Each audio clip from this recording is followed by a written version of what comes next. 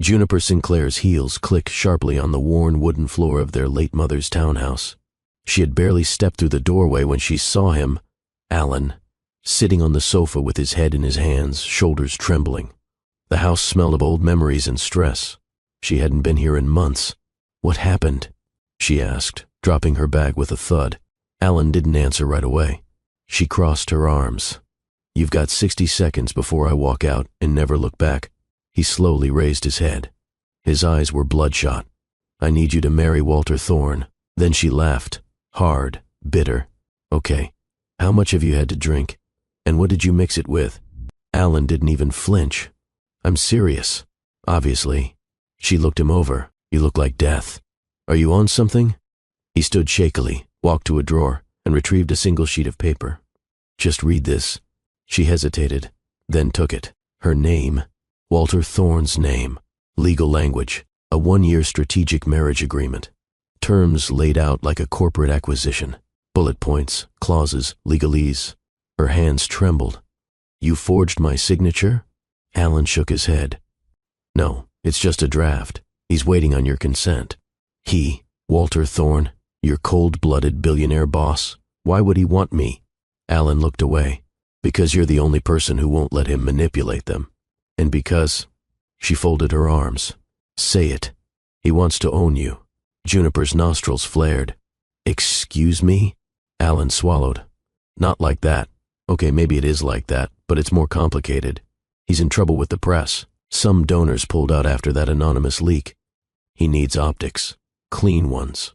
You're smart, articulate, you've stayed out of scandals, and conveniently I'm your sister. Junie, please." Alan's voice cracked. "If I don't fix this, I'm done. They'll strip me of the committee seat. The campaign is already bleeding money. Walter offered to clean it all up. Press, donors, everything. He said you're the condition. Like I'm property," she snapped. Alan winced. "No, like you're the one person who makes him pause. He thinks he can't control you. That excites him." Juniper narrowed her eyes. "And you were okay selling me off for that?" "I didn't sell you.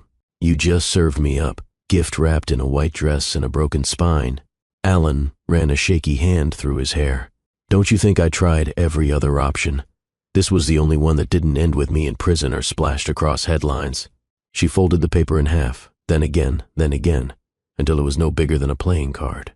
"I'm not doing this." Alan stepped forward. "Junie, no. Absolutely not. I don't care how much trouble you're in. I'm not walking into a political masquerade to save your career." Silence stretched between them. Then Alan spoke, barely above a whisper. "Mom would have done it. That cut her deeper than any contract." Juniper took a step back, her throat tight. "Don't bring her into this. She protected us. She sacrificed for us every day. This is 1 year. You survive it, and you come out richer, stronger, and with your brother's career still intact. I didn't ask to be your savior, Alan. But you are," he said. "You always have been." 2 days later, she found herself at a private legal office in DuPont Circle, signing her name on that contract.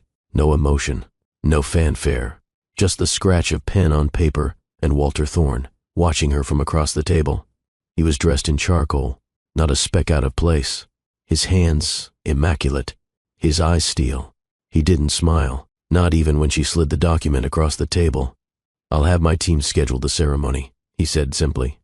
"You're not even going to pretend this is romantic?" Walter tilted his head. "We both know what this is." She stood. "No, Walter. You know what this is. I'm just here to keep my brother out of a jail cell." He rose slowly. "We'll see." 2 weeks later, she stood at the altar in a white gown that fit too tight and heels that made her toes scream. The press was there. Political donors, senators, fundraisers, campaign chairs. Walter Thorne stood across from her, cold and majestic, as if he were about to acquire a new firm instead of take a wife. The judge recited the vows. Juniper said "I do" with a tight jaw. Walter didn't kiss her. He nodded. She could feel the cameras on her, flashing like tiny explosions. The ring on her finger felt like a trap, 3 emeralds clawed in platinum. When they stepped into the limousine afterward, silence thickened between them. Walter sipped something dark from a crystal glass. She kept her eyes on the window. Then finally, he spoke. "Do you know what I find most intriguing about you?" She didn't respond. He turned toward her. You haven't begged yet. Hello, my beautiful family. This is your favorite Dr. Phillips, and I'm so glad you're still here with me. If you're with me right now, drop a comment below saying, I am with you, doctor. Your words mean so much. And if you're new here, don't forget to hit that like button and subscribe. Join our growing love and Twilight family today. The wedding made headlines before it even happened. Walter Thorne marries campaign strategist's sister in quiet ceremony amid Senate pressure scandal turned spectacle. Thorne's unexpected union with Juniper Sinclair, but there was nothing quiet about it. The ballroom of the old State Heritage Club was draped in navy, silver, and frost white. No flowers, no violins, just power suits, cold champagne, and men with polished smiles. Juniper stood in a waiting room lined with antique portraits of dead senators, breathing slowly through her nose while the stylist pinned her hair. Ready, Mrs. Thorne? Someone asked. She turned her head sharply. That's not my name. The planner gave an awkward laugh and retreated. The dress was Walter's pick. No lace, no romance. Sleek, high-necked, with sharp shoulders and a fitted waist, like armor. When the doors opened, she walked down the aisle to the soft march of a string quartet. Walter was already at the altar, hands folded, face blank. He didn't look at her. Not once. She walked past senators, lobbyists, CEOs, and political influencers, each of them whispering theories behind composed expressions. He's rebranding himself. She's the one with the clean public image. Smart move. Strategic. Juniper's throat burned. She reached the front and met the gaze of the judge officiating the ceremony. He read from a printed script with the mechanical tone of a man billing by the hour. Do you, Juniper Sinclair, take Walter Thorne as your lawfully wedded husband? I do, she said without blinking. He turned to Walter. Do you, Walter Thorne? I do. The judge looked briefly confused. You may kiss the bride. Walter didn't move. Juniper stared straight ahead. After a beat, the judge cleared his throat and closed the folder. By the authority vested in me by the District of Columbia. The crowd clapped politely. She didn't cry, didn't smile, didn't falter. She walked back down the aisle with Walter beside her, his arm around hers like a business escort. Smile, he whispered. You first, she murmured back. The car waiting outside was a long black town car, tinted windows and diplomatic plates. Juniper climbed in first. Walter followed. As the driver pulled off, she stared out the window, peeling off her gloves finger by finger.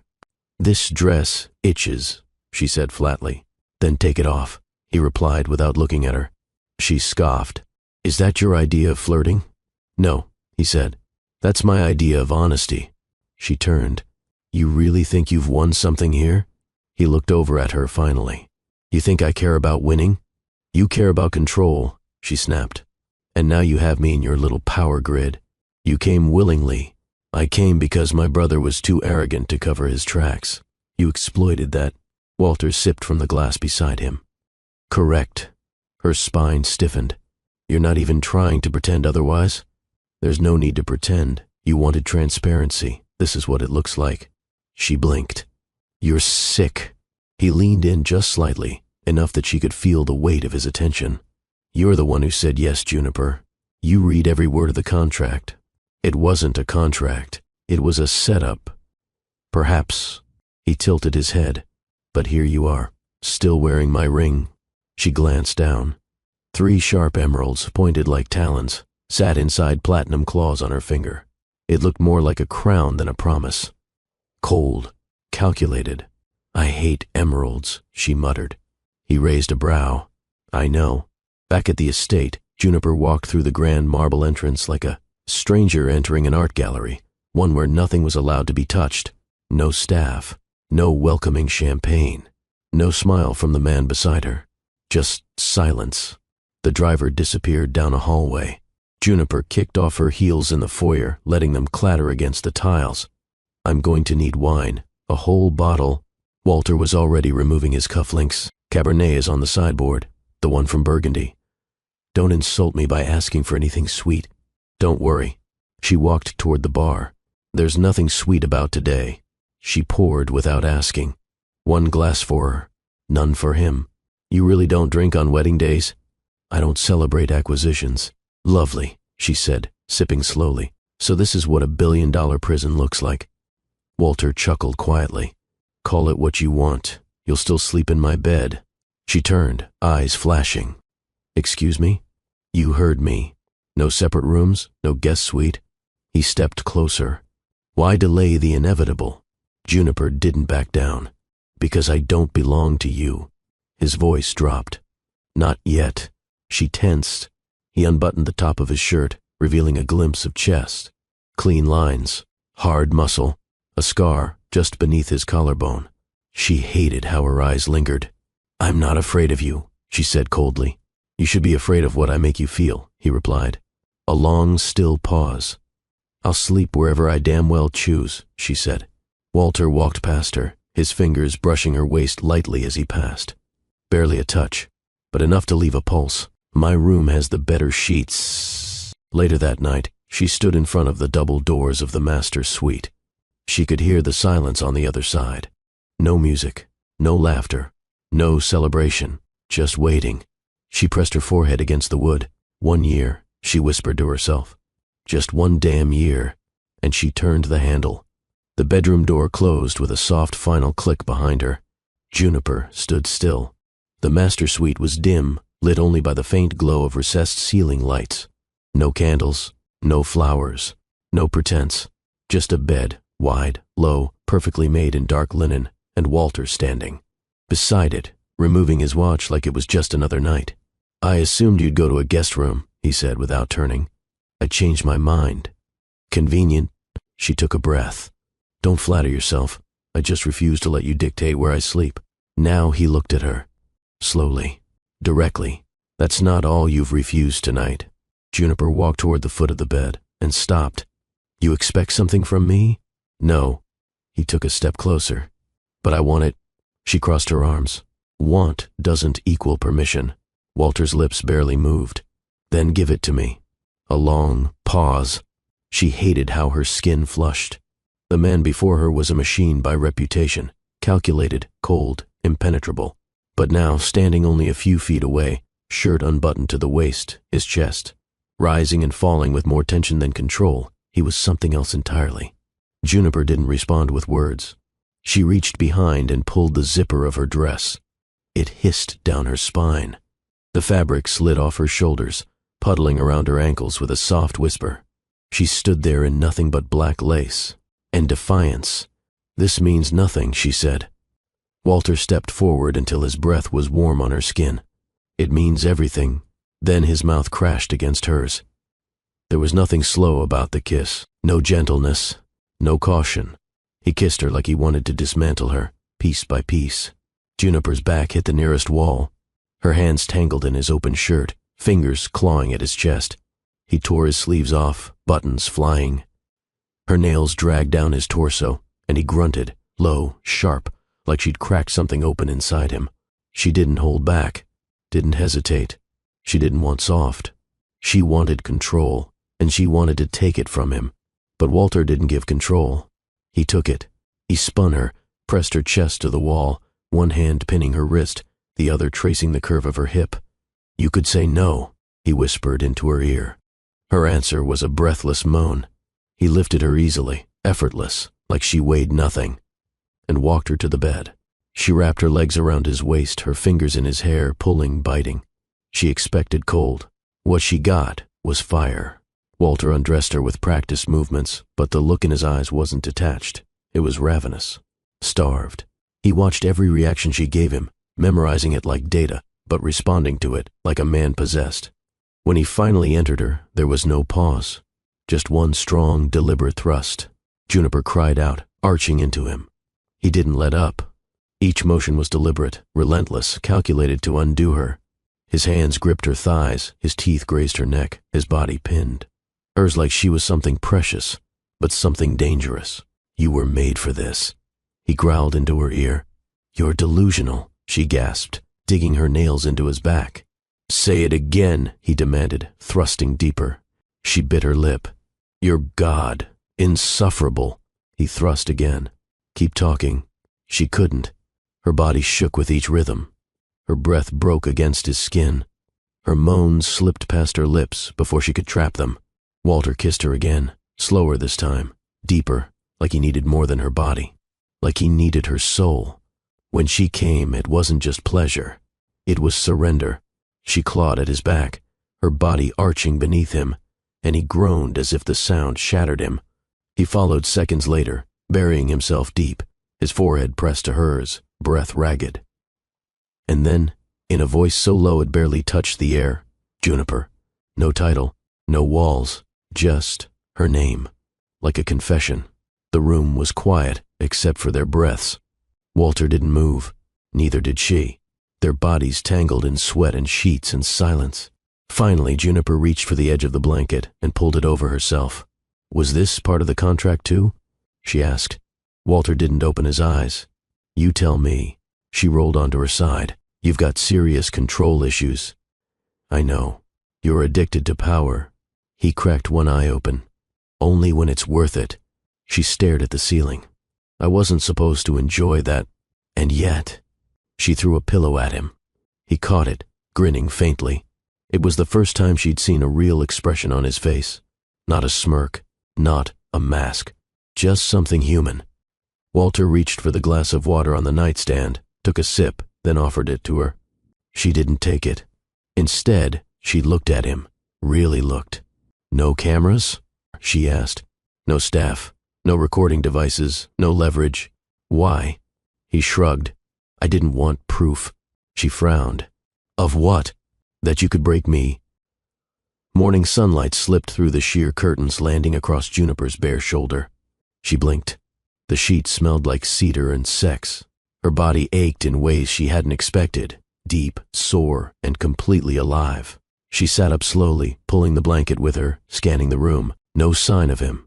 For a second, she thought it had all been some fever dream. Then the door opened. Walter walked in, crisp and clean in a white button-down, sleeves rolled, collar slightly undone. No tie. He carried 2 mugs. Juniper narrowed her eyes. If you say good morning, wife, I will throw this lamp at your head. He set 1 mug on her side of the bed without flinching. Black, nobelium sugar. You take it like a sociopath. She blinked. How do you know that? Walter sipped his own mug. Your Capitol Hill intern bio. Staffer's gossip, coffee orders travel. So you researched my coffee preferences before we even... She gestured to the bed. He cut her off. I research everything. Why stop at caffeine? She took the mug, held it in both hands, and stared at him. You're disturbingly calm for someone who just committed a felony with his wife. He arched a brow. Last night was not criminal. It should be. Careful. His voice lowered, just slightly.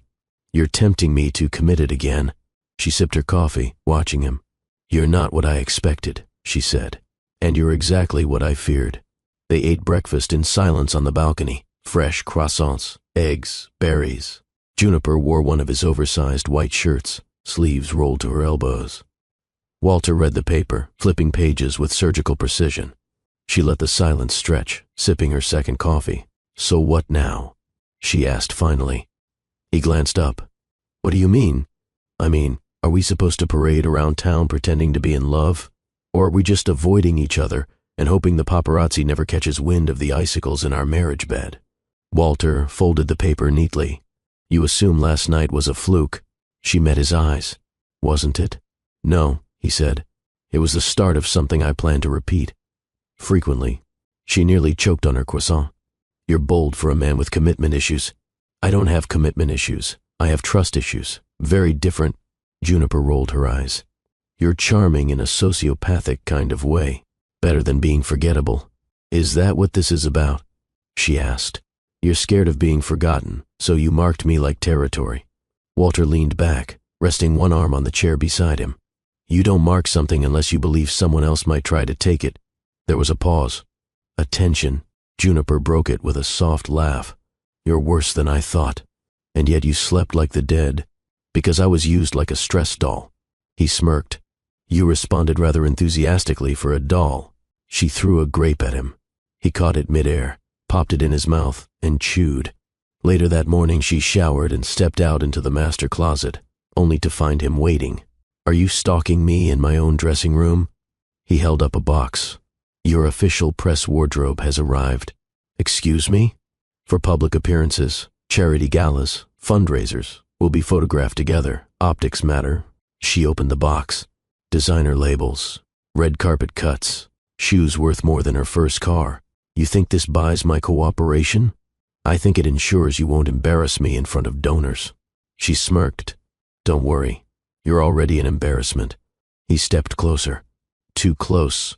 You still smell like me, he said, gaze dropping to her collarbone. Juniper's breath caught. She hated how fast her pulse raced.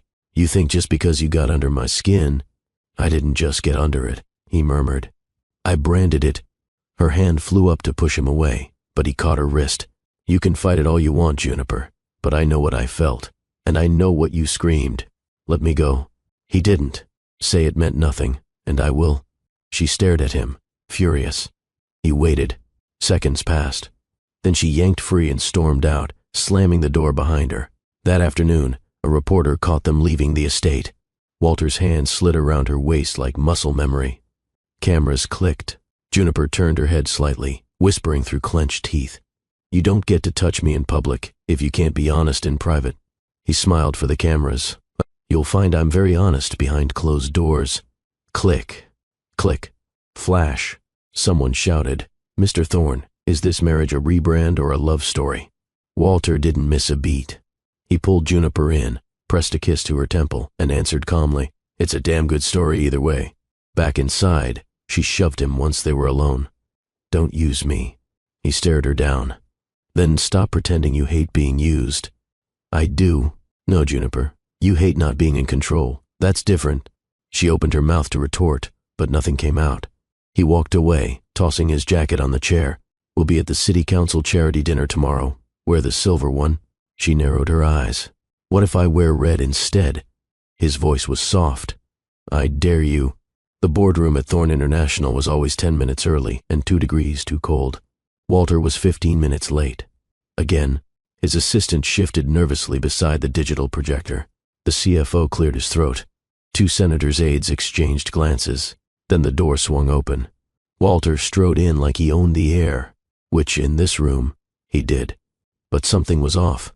His shirt was unbuttoned at the throat, sleeves rolled, not his usual composed armor. His tie was missing. He dropped into the head seat. Apologies, he muttered. Someone passed him a report. He didn't read it. His phone buzzed on the table. He glanced down. A photo. Juniper in bed, tangled in white sheets, biting her lip. She'd sent it 5 minutes ago. Walter exhaled slowly, his grip tightening around the device. Sir, his assistant began. We need direction on the senatorial liaison proposal. Walter stared at the phone a beat longer, then locked the screen. I don't care about the liaison proposal. Table it. But, I said, table it. Silence. Everyone nodded. That night, he returned home earlier than expected. Juniper was on the floor in the living room, barefoot in leggings and a sweatshirt, reading a binder full of ethics committee proposals. She didn't look up when he entered. I've never met a billionaire with worse time management. He smirked. You're the reason I'm behind on everything. She flipped a page. I'm flattered. Don't be. It's not a compliment. Juniper turned, eyebrows raised. Then why are you staring at me like you forgot how to blink? He crossed the room in 3 long strides and snatched the binder from her hands. Because I can't concentrate when you're this close to me. She leaned back on her elbows. Sounds like a personal problem. Walter dropped to his knees between her legs. No, he said. It's a you problem. They didn't make it to the bedroom. He took her right there on the Persian rug, devouring every sound she made like he needed it to breathe. His hands on her hips, her nails in his back, the fire roaring behind them, the only witness. Afterward, she lay with her cheek against his chest, heart still racing. You skipped your briefing today, she whispered. I rescheduled it. You're obsessed, she said. Walter didn't argue. The next day, the headlines noticed. Thorne cancels fundraiser last minute. Strategy or personal crisis? Billionaire CEO ditches diplomatic briefing. New bride to blame? Juniper turned her phone screen toward him. You're tanking your own optics. Walter didn't glance up from his coffee. Let them speculate. You care about power. I care about you. She blinked. That wasn't part of the script. He stood, kissed her on the forehead, and walked out. That evening, at a gala they were both expected to attend, Juniper arrived alone. Photographers swarmed. "Where's Mr. Thorne?" someone asked. She smiled tightly. Tied up. Literally, she thought. He'd handcuffed her to the headboard less than 2 hours ago. Walter arrived an hour late, no tie, no apology. The chairman of the council was already in mid-speech. Instead of sliding into the VIP row, Walter walked straight to Juniper, standing at the back of the ballroom in a black gown with a plunging neckline. He didn't speak. He grabbed her wrist, pulled her into the nearest hallway. "What the hell?" He pushed her against the marble wall. "You wore that on purpose," he growled into her ear. "And you liked it," she whispered back. "You think I won't take you right here?" She tilted her chin. "Try me." He did. 10 minutes later, she straightened her gown and walked back into the ballroom, cheeks flushed, hair slightly undone. Walter followed seconds after, adjusting his cuffs. The council chairman stared. Walter nodded like nothing had happened and took his seat. The next day, Juniper found herself waiting. He didn't show up to breakfast, didn't respond to her texts. By noon, she checked his calendar. Cleared. Evening, cleared. Walter Thorne, master of punctuality and control, was disappearing into her. And it scared her, because she was disappearing too. She found him in his office library at midnight, sitting in the dark, staring at a framed photo on the desk, one of him shaking hands with the president years ago. "You're spiraling," she said gently. He didn't flinch. "I've lost meetings, skipped calls, canceled with donors." She stepped closer. "Why?" Walter's voice was low. "Because the minute I'm not near you, I feel like I'm being pulled under." She blinked. "That's not love, Walter." "I know." His jaw clenched. "It's need." She placed a hand on his shoulder. "Then pull back." He looked up at her. "I can't."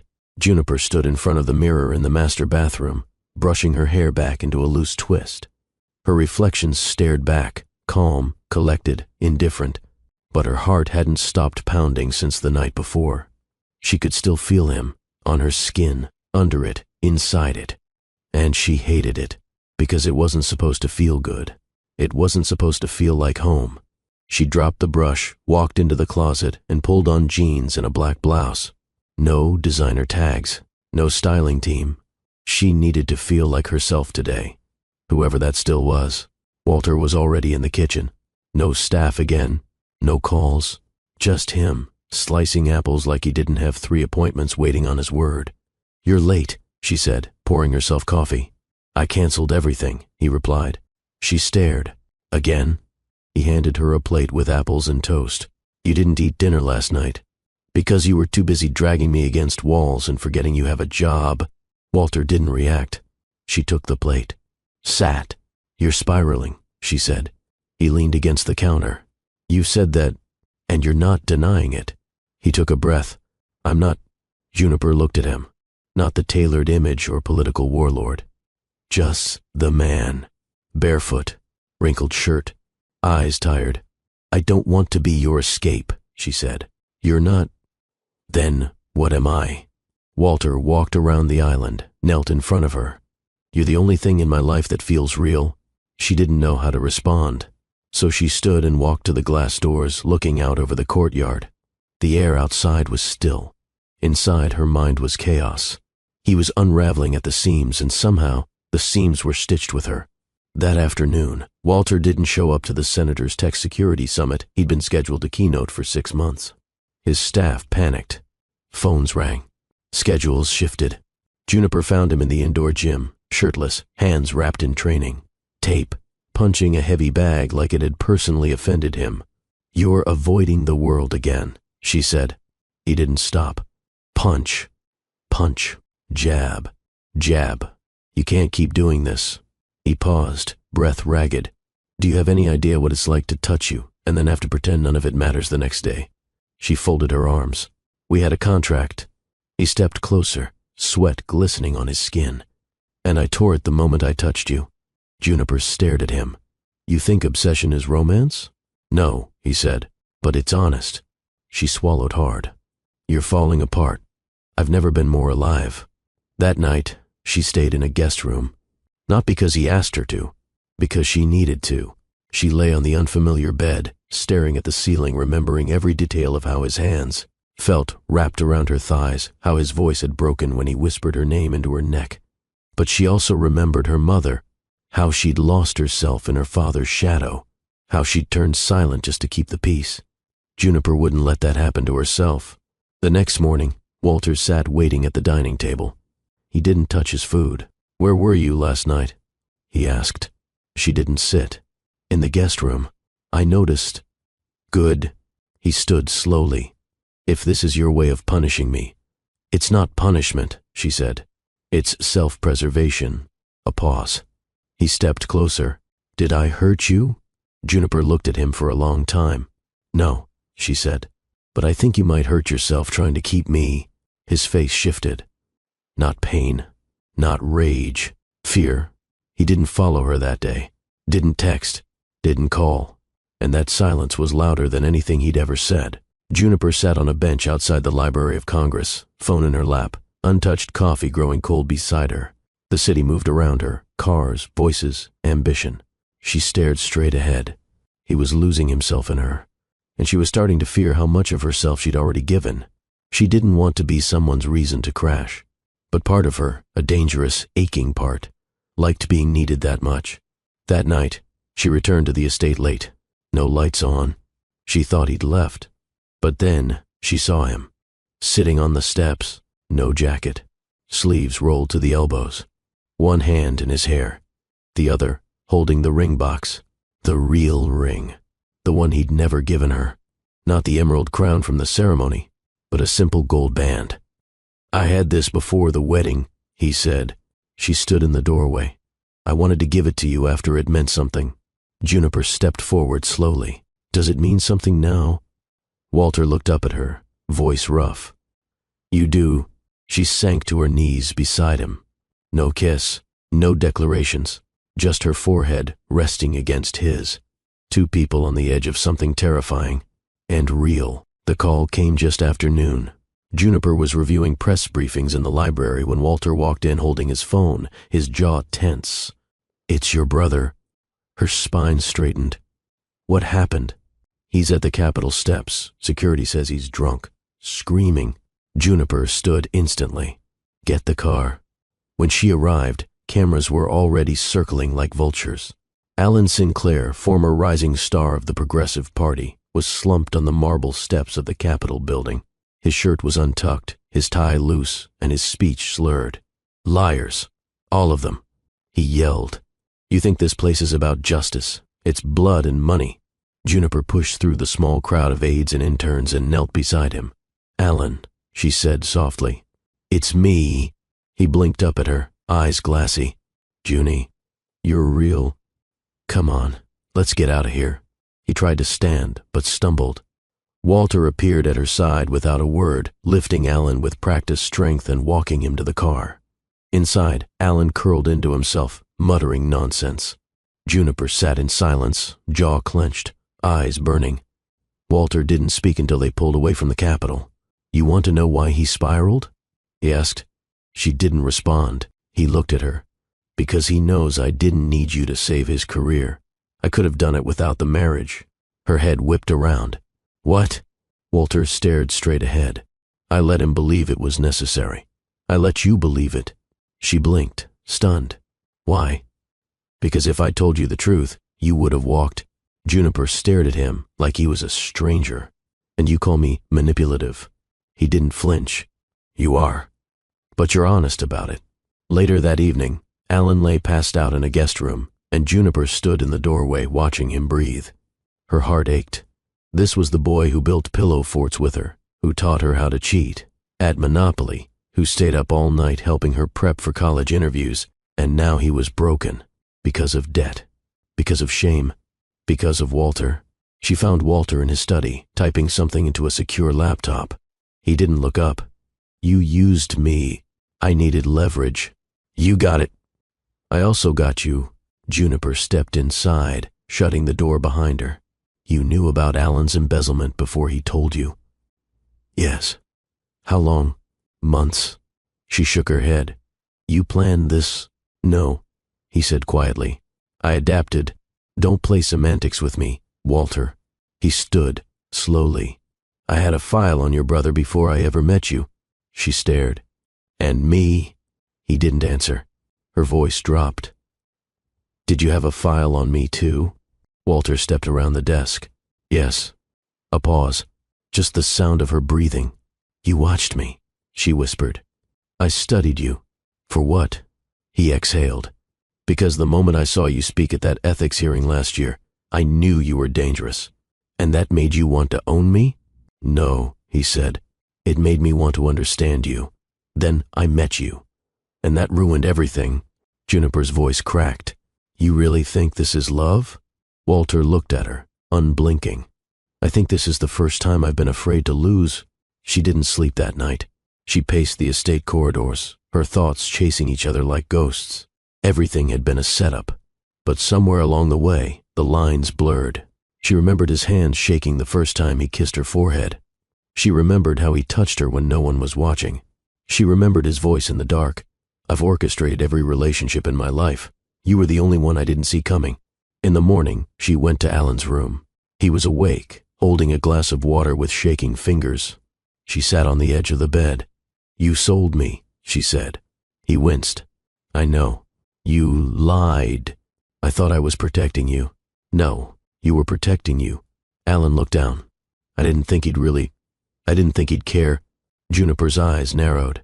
Care? About you. At first I thought you were just a tool to him, a pawn. And now? Alan looked up slowly. I think he might burn the whole capital down for you. She stood and walked out. She didn't know which betrayal cut deeper, her brother's desperation or her husband's precision. That evening, Walter found her in the garden, staring up at the stars. He didn't speak. She didn't look at him. You knew from the beginning, she said. Yes, about everything. Yes, and you still came after me. Yes. She turned to face him. Why? His voice was low. Because once I met you, I couldn't walk away. She shook her head. That's not love, Walter. That's obsession. That's control. He stepped closer, inches away.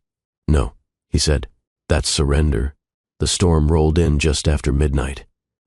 Rain tapped against the windows like impatient fingers. Juniper couldn't sleep. Couldn't even pretend. She needed answers. Not whispered apologies. Not poetic half-truths. She needed proof. Walter's private office was located in a separate wing of the estate, past the east corridor, behind a biometric scanner and under surveillance. Except tonight, for the first time, the scanner was green. Unlocked. She stepped inside. It was colder than she remembered. Sleek black bookshelves, a steel desk, framed certificates, a single chessboard mid-game, and a drawer marked private. She tried the handle. Locked. Her eyes scanned the room. There, beneath the lamp, a ring of keys. She hesitated only a second before sliding them into the drawer. Click. It opened. Inside, files, not digital, physical. Hard copies, hand-labeled. She thumbed through them. Financial records, campaign strategies, donor lists. Then she saw it. A folder with her name on it. Juniper Sinclair. She pulled it out slowly, as if it might burn her fingers. Inside, surveillance photos, captured at a hearing, at a fundraiser, outside a university lecture, 1 year before they met. She turned the pages, notes in sharp pen, personality analysis, behavioral breakdowns, public speaking transcripts, family history, medical records, school transcripts, blood type. She stopped breathing. He hadn't just studied her. He'd watched her, tracked her. Before he ever shook her hand, she stood in the center of the room, folder dangling at her side.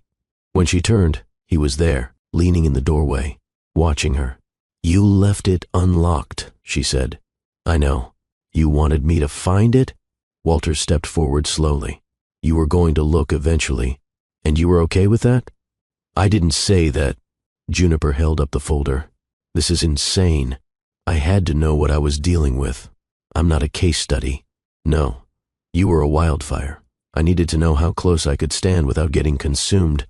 She stepped toward him, eyes blazing. You knew everything. Before I ever said yes. Yes. And you used all of it. Walter didn't deny it. Juniper's voice cracked. You took my choices away. He looked at her then, not the strategist, not the predator.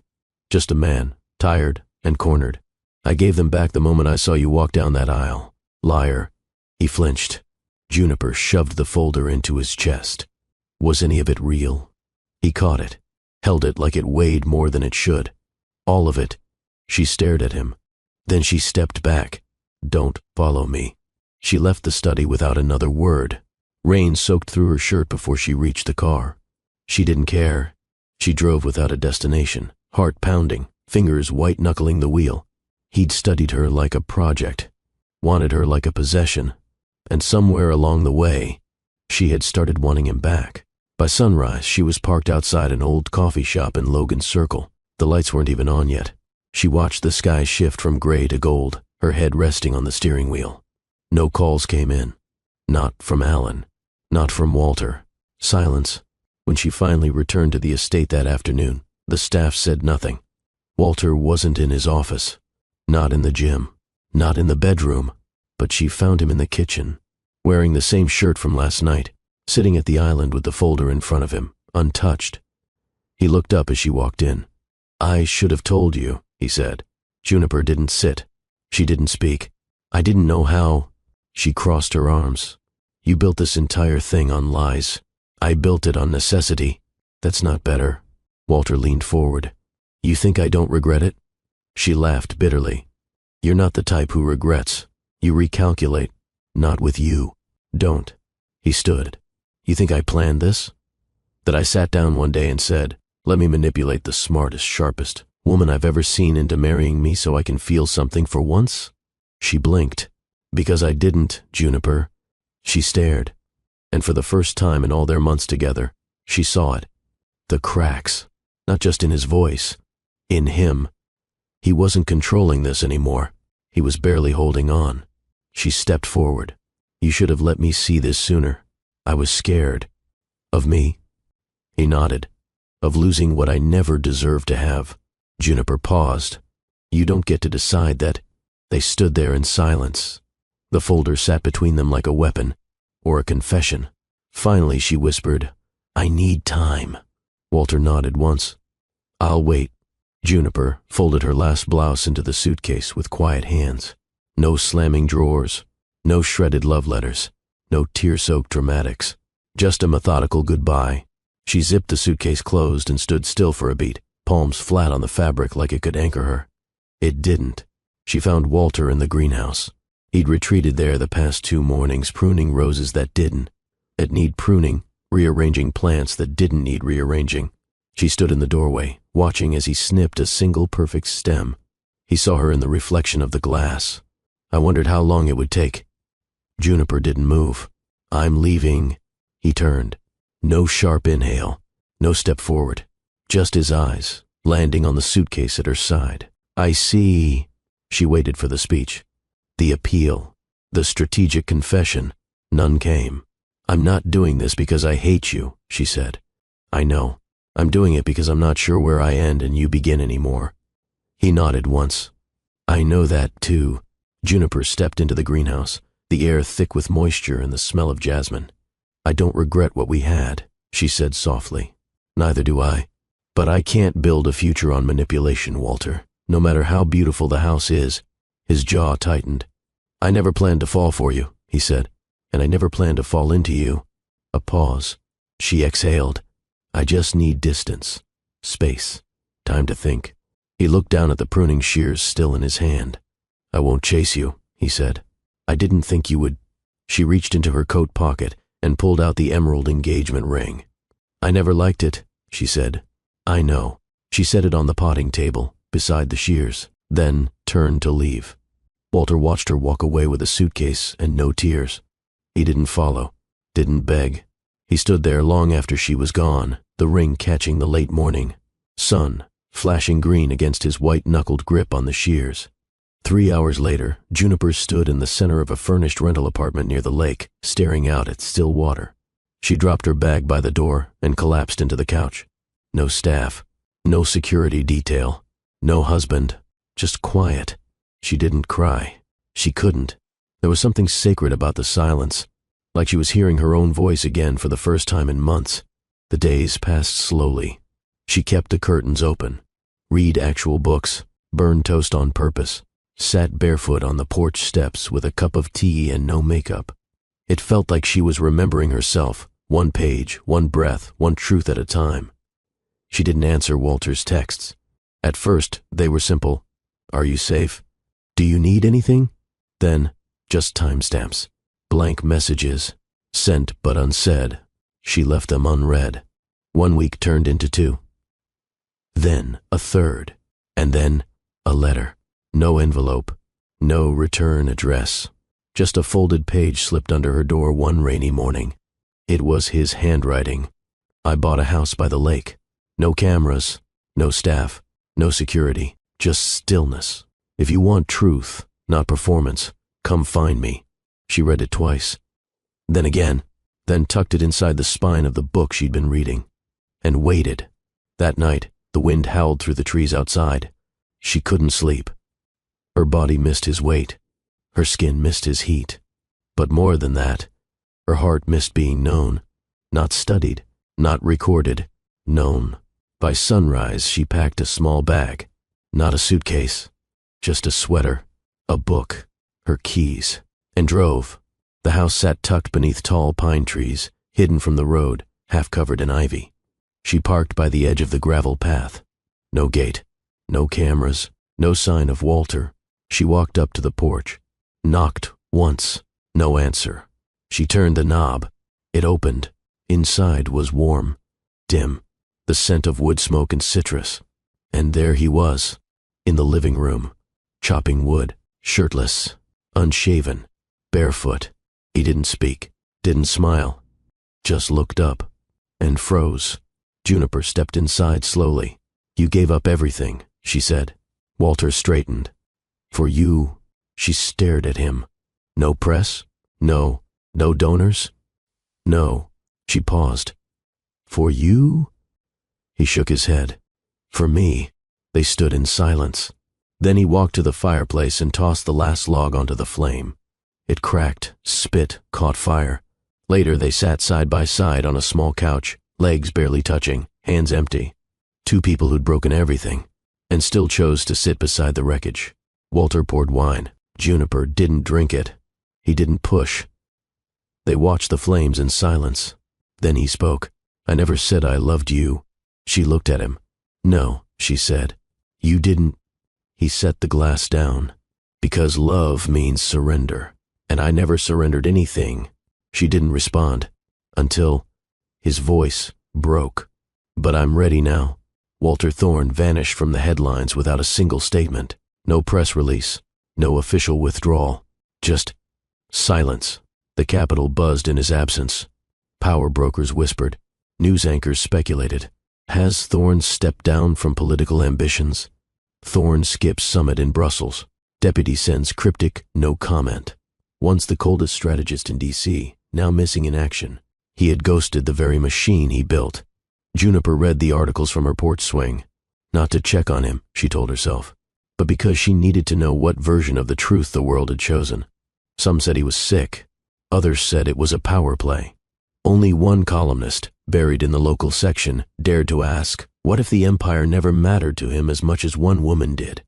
She closed the browser, tossed her phone across the couch, and stared out at the lake. 2 weeks passed. No new sightings, no campaign statements, no gala appearances.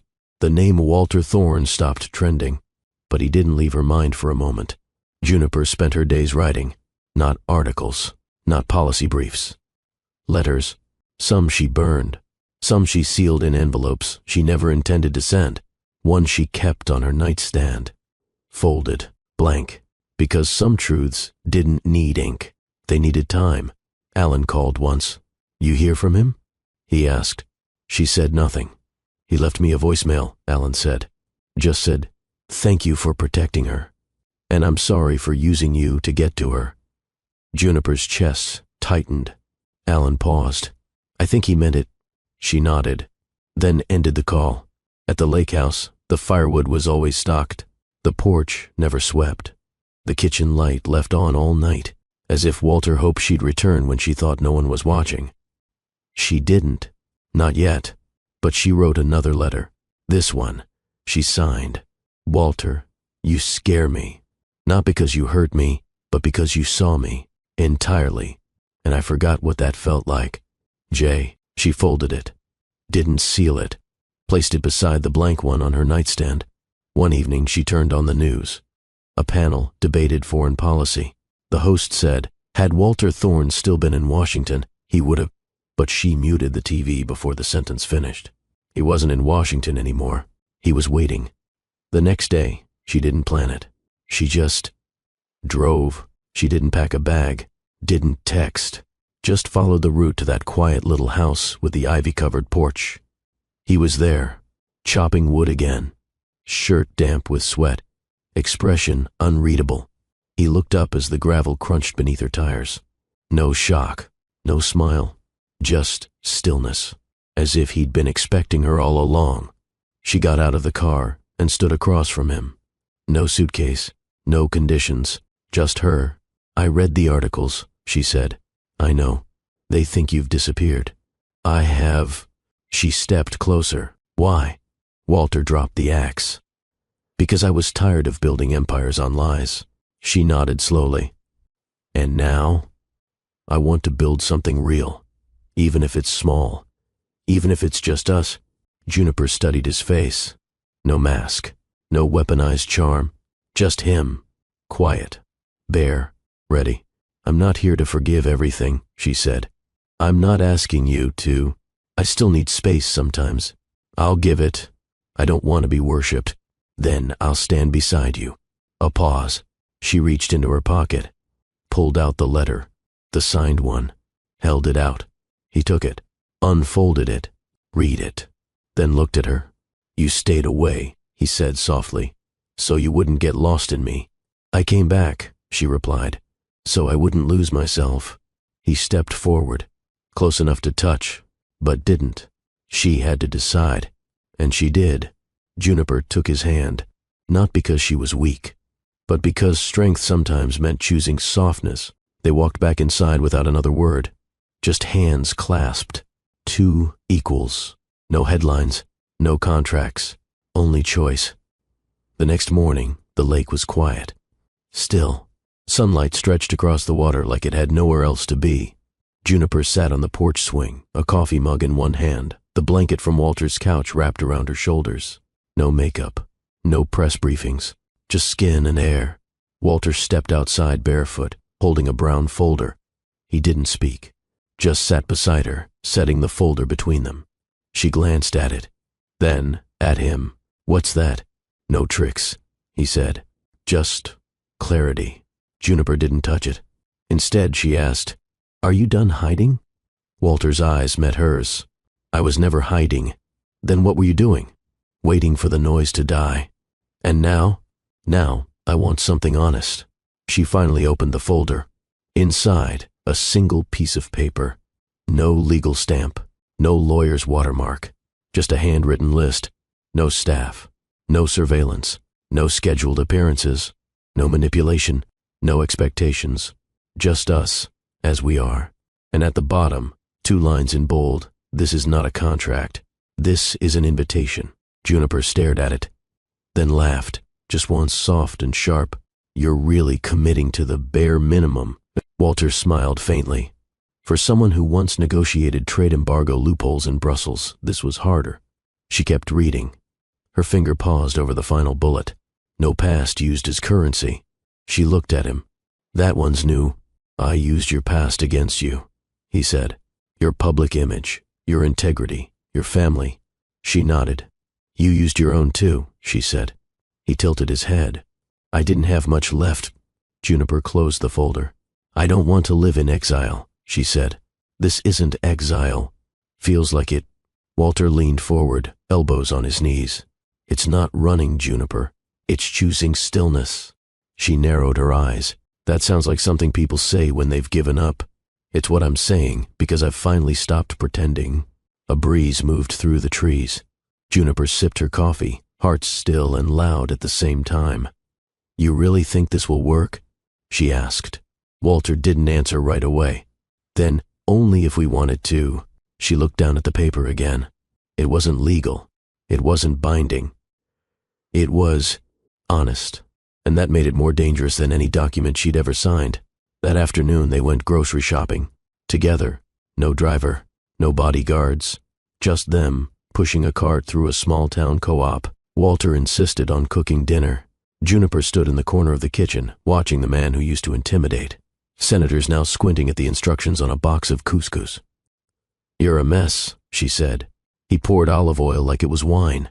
"I'm your mess now." They ate on the floor. No table, no candles, just mismatched plates and shared laughter.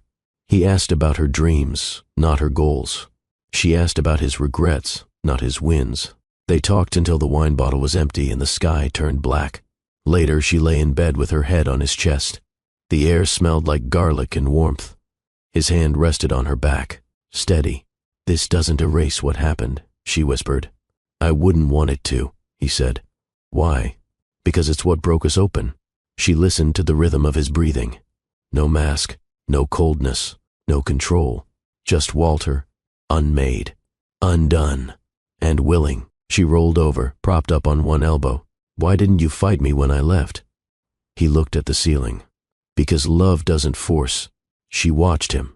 "That wasn't the version of you I knew. That version was afraid of losing power. And this one?" He looked at her. "Afraid of losing you." Juniper nodded once, then reached for the folder again. Crossed out one line. He leaned over to see. She had struck through, no expectations. He looked at her, puzzled. She said, "I expect you to stay." He smiled. "Always." The cabin didn't look like much from the outside. Wooden siding, one porch light, a firewood pile stacked high under the overhang. But when Juniper stepped inside, it was warm, quiet, clean in a way that wasn't staged, just lived in. She slipped off her coat, hung it by the door, and looked around. No artwork, no politics, no sign of Walter's other life, just this one. A life stripped of audience. Walter stood by the fireplace, sleeves rolled, barefoot. The flames lit his face unevenly, one side gold, the other shadow. Juniper didn't speak. She walked over slowly, stopping a few inches from him. Neither reached, not yet. The silence between them wasn't heavy. It was full. "I thought about this," he said, voice low. "About what?" "This moment." Juniper tilted her head. "What were you expecting?" "I wasn't." A pause. "I just hoped." She reached for his hand. He didn't grab, he allowed. Fingers threaded, palms aligned, a connection, no pressure, no force. She stepped closer, chest against his, chin lifting just enough to meet his mouth. The kiss was slow, not timid, just present. His hand slid to the back of her neck. Not possessive, protective. She sighed into him, and he pulled her closer, like he'd finally remembered how to breathe. He didn't rush, didn't take. He waited for her to unbutton his shirt, waited for her to slip out of hers, waited for her to nod once before he lifted her off the floor. No words, only breath. The bedroom was small. One window, no curtains, just moonlight pouring across the sheets. He laid her down carefully, like he was placing her at the center of something sacred.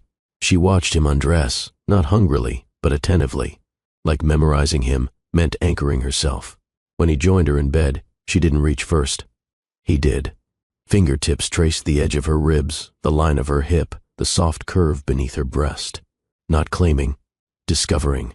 She touched his jaw, then ran her thumb over his mouth. "You're not the same," she whispered. "I never was," he said. "You just brought out the part I buried." He kissed her again. Lower, slower, like a vow. When he entered her, they both gasped, soft, almost startled. It wasn't about domination. It wasn't about release. It was return. Their rhythm was gentle, uneven, real. Bodies shifting, breath catching, hands everywhere and nowhere at once. Foreheads pressed, mouths parting. He whispered her name like a prayer, and she answered with his. No cries, no performance, only truth.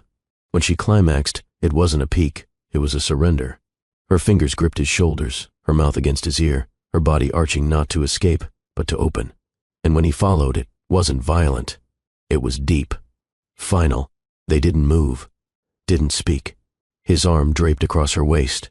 Her leg over his. Their hearts slowing in tandem. The fire popped once in the next room. Walter kissed the top of her head. "I would have waited forever," he said. She smiled against his skin.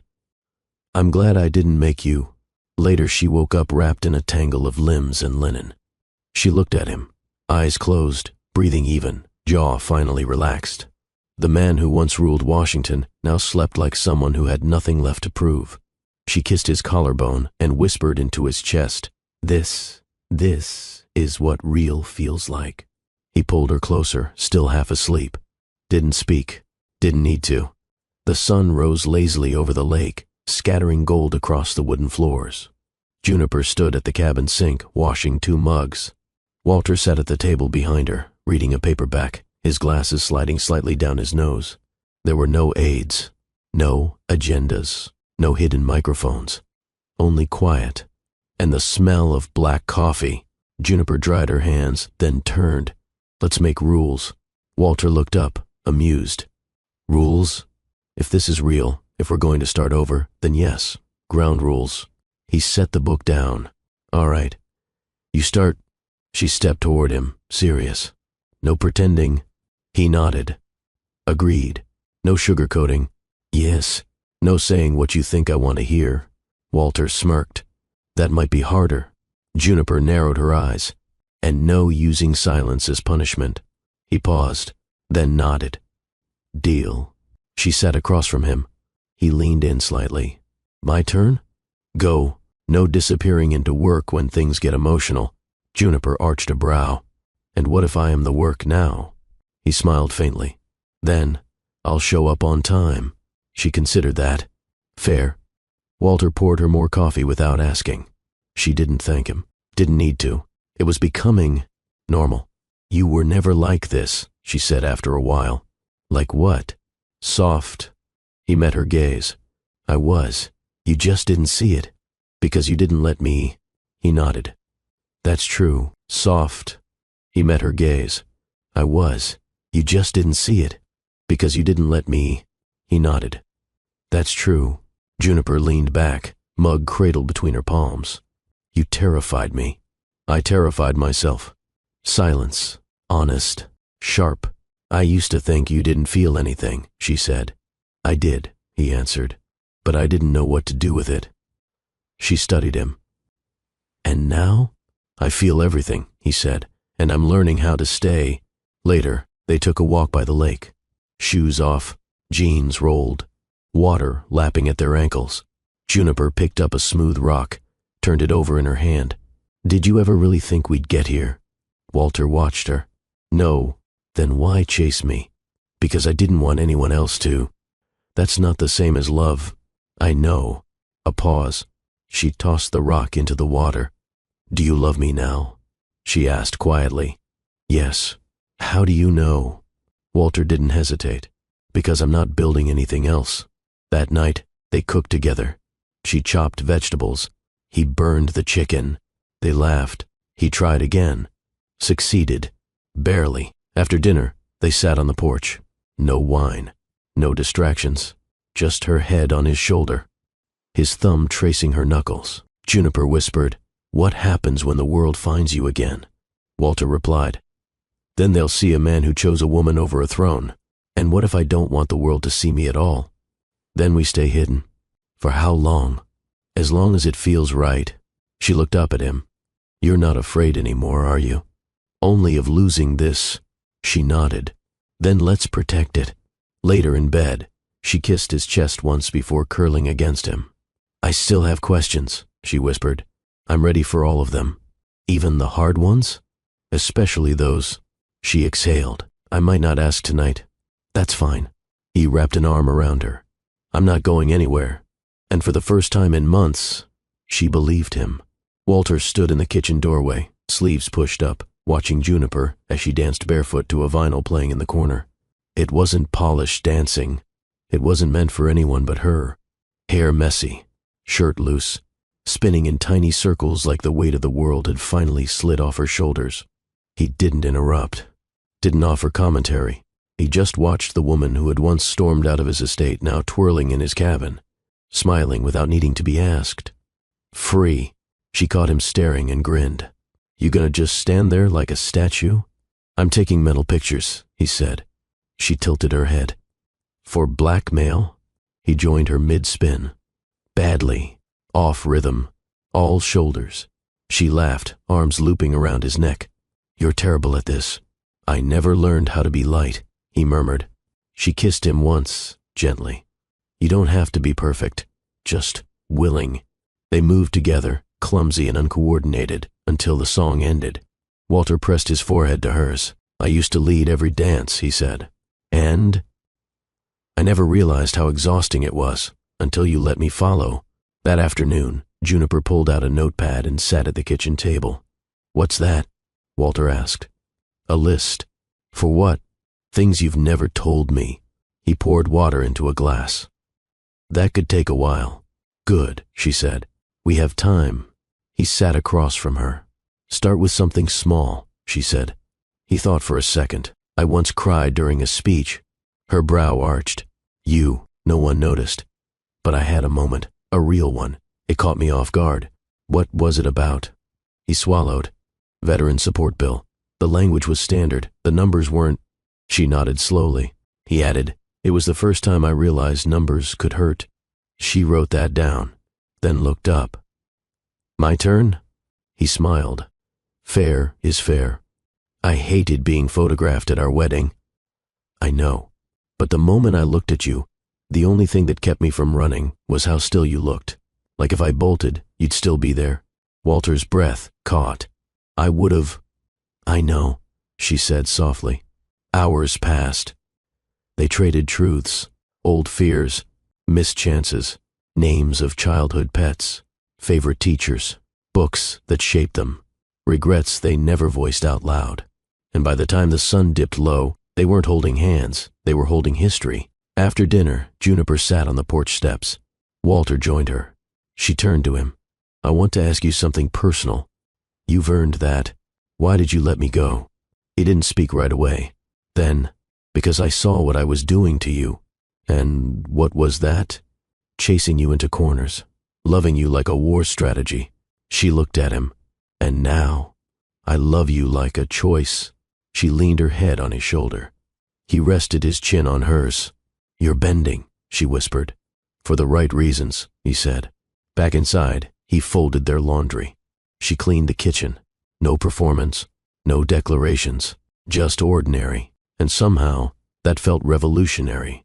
That night, as they slid into bed, Juniper asked quietly, Do you miss the power? Walter shook his head. Power was always about control. This is trust. She pulled the blanket up to her chin. I like this version of you. He tucked a strand of hair behind her ear. So do I. And then they slept. No words, no plans, just peace. The fire crackled in the corner, casting waves of amber across the cabin walls. Juniper sat cross-legged on the floor, a blanket wrapped around her shoulders. Her eyes tracked the dance of the flames, unfocused but calm. Walter sat behind her on the couch, watching her, not possessively, not hungrily, just present. I used to think intimacy meant taking, Juniper said quietly. Walter didn't speak. She turned slightly toward him. With you, I don't feel taken. I feel held. He stood, stepped down beside her, and sat cross-legged across from her. Kiss me, she said. Not a plea, not a challenge. He leaned in and pressed his mouth to hers, slow, like an answer to a question she hadn't finished asking. His hand cradled her jaw, thumb brushing her cheek. Juniper let the blanket fall from her shoulders. Her fingers slid beneath the hem of his shirt, palms flat against his skin. Warm. Real. Here, Walter broke the kiss long enough to meet her eyes. I don't want to rush, he whispered. Then don't, she replied. But don't hold back either. He exhaled like he'd been waiting for permission he didn't realize he needed. He undressed her gently, each piece folded, not discarded. She did the same for him. No frenzy, no urgency, Just skin meeting skin, like it belonged there. They moved to the rug before the fire, a pillow beneath her head, his hands tracing the curve of her waist, the line of her thigh. She arched into him with a breath, not a cry. This wasn't conquest. This was communion. He slid into her slowly, both of them exhaling in sync. No pounding rhythm, just presence, just breath, just being. Juniper wrapped her legs around his waist, her arms around his neck, pulling him closer even when there was no space left between them. His lips brushed her collarbone, her temple, the hollow of her throat, every kiss a sentence, every thrust a syllable. Together, they wrote an entirely new language. "Look at me," she whispered. He did, eyes locked, foreheads pressed, bodies moving in soft unison. No chase, no dominance, no fear, only devotion. Her climax came like a sunrise, gradual, warming, filling her to the edges. She didn't scream. She exhaled his name like a truth. Walter followed moments later, not with a roar, but with a quiet shudder, his mouth on her shoulder, her hands in his hair, and something unspoken blooming between them. They lay tangled on the rug, firelight stroking their skin. Juniper turned her head, watching his chest rise and fall. "You didn't ask me to come back," she said. "No. Why not?" "Because real love doesn't beg. It invites." She nodded. "I almost didn't." "I know, but I'm glad I did." "I'll never forget that you did." He kissed the back of her hand. She smiled. "You're warmer now," she said. "You made me warmer." They didn't get off the floor. They pulled a blanket down and wrapped it around themselves. She fell asleep against his chest. He stayed awake a while longer, listening to the fire crackle, listening to her breathe, knowing finally he didn't need anything else. The phone rang just after breakfast. Juniper stared at it, untouched, steam rising from her untouched coffee. Walter didn't ask who it was. He waited.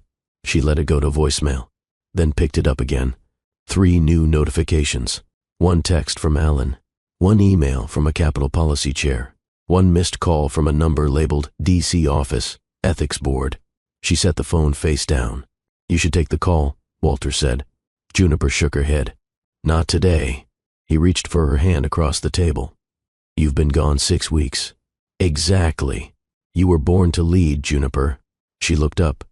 "And if I was born to rest?" Walter smiled faintly. "Then this table becomes our kingdom." The silence stretched. She finally spoke. "I miss using my voice." "Then use it." She hesitated. "What if I can't do both? Be with you and be me?" "Yes." He tightened his grip on her hand. "Then we learn how to be us in both places." That afternoon, she opened the email. Subject, committee seat reinstatement proposal. They wanted her back. Not in some junior role. In the lead. A chair seat on the Senate's Bipartisan Ethics Reform Board. A direct result of the scandals Walter had helped clean up before he disappeared. Poetic. Painful. Tempting. She read the full email twice. Then again. She closed the laptop, walked outside, stood at the lake's edge, and screamed. Not in anger, not in pain, in decision. Walter found her seated on the steps when the sun dipped below the trees. Her expression was clear, still, grounded. "I want to go back," she said. He sat beside her. "I know. I'm scared." "Of what?" "Losing us." Walter took her hand. "Then we define what us looks like in the real world." She nodded slowly. "I don't want to live in the shadows." "Then don't." "I don't want to hide you. I'm not afraid of being seen." She looked at him. "I never expected you to say that." He smiled. "That's because you remember the man who needed control." "And you?" The next day she got dressed in slacks, a navy blouse and low heels. Simple, clean, professional. Walter watched her from the doorway. "You look like the woman who once terrified 5 press secretaries in 30 minutes. She laughed. "I am her. But you're also more." She turned. "Do you want me to stay?" Walter stepped forward. "I want you to rise." She reached for him, held his face in her palms. "I'll be back," she said. "I'll be here." She drove herself. No security, no drivers, no press, just Juniper, returning on her own terms. When she entered the Capitol building, the marble floors echoed her every step. A few heads turned, but no one approached. Not yet. She walked into the conference room. Allen was there. So were 2 senators. And a handful of lobbyists. They stood. Not because she asked. Because they knew. Juniper Sinclair had returned. After the meeting, Allen followed her out. "You okay?" She nodded. "You really went off the grid. I had to." He watched her. "You look stronger." She turned. "I am." Allen hesitated. "And Walter?" She met his eyes. "He's not the same either." A pause. "Good," Allen said. "Because you deserved better." She stepped closer. "He's becoming that man. Then maybe he deserves you now." Juniper smiled faintly. "Maybe." Back at the cabin, Walter was barefoot, kneeling by the fire, building warmth from ash. She stepped inside, dropped her bag, and wrapped her arms around his waist from behind. "I'm not done," she said. He rested his hand over hers. "Good." She pressed her cheek to his back. "But I'm not leaving either." He turned, met her eyes. "Then we lead together."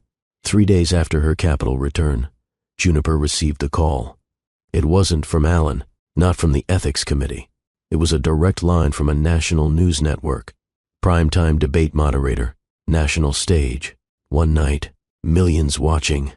"We want you to represent the independent voice," the producer said. "You're sharp, respected, untouched by scandal. Viewers trust you." She didn't answer immediately. That night, she paced the cabin, back and forth, from fireplace to window, window to kitchen. Walter sat quietly on the porch, hands folded, waiting. He didn't interrupt her thoughts, didn't ask questions, didn't offer advice, just waited. Eventually she joined him. The moon was half full. The air smelled of pine and early frost. She stood by the railing, arms crossed. "They want me on national television," she said. Walter looked up. "For what?" "Moderating a national pre-to-election debate, not party-sponsored, public trust broadcast. I'd be the anchor voice." He nodded slowly. "It fits." She turned. "Does it?" "Only if it fits you." She sat beside him. "It's exposure I never asked for," she said. "It's leadership you've earned." Juniper tapped her fingers on her knee. "I'd be scrutinized. Every word, every blink, everything we've built would be under a microscope again." Walter didn't flinch. "You've handled worse." She looked at him. "This time, I have something to lose." He exhaled. "Then don't take it for power. Take it for purpose." She didn't sleep much that night. Every time she closed her eyes, she saw 2 lives. One, in front of a camera. Sharp suits, national applause, her voice defining the conversation. The other, in this cabin. Firelight, bare feet, his breath at her neck. She wanted both. The next morning, she sat on the edge of the bed, staring at the floor. Walter handed her coffee without a word. She sipped it slowly, then said, "I need you to be honest. Always. If I say yes to this, will you still want me?"